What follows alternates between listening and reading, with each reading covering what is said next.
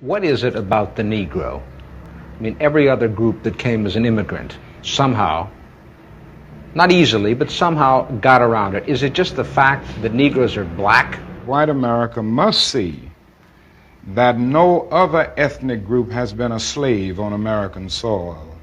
That is one thing that other immigrant groups haven't had to face.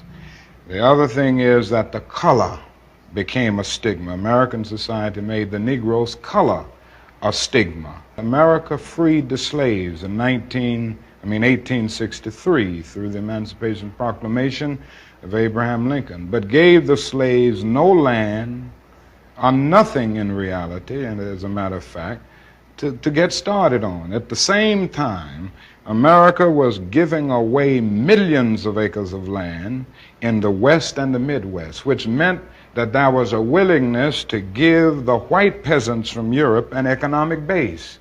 And yet it refused to give its black peasants from Africa, who came here involuntarily in chains and had worked free for 244 years, any kind of economic base. And so emancipation for the Negro was really freedom to hunger. It was freedom to the winds and rains of heaven. It was freedom without food to eat or land to cultivate, and therefore it was freedom and famine at the same time.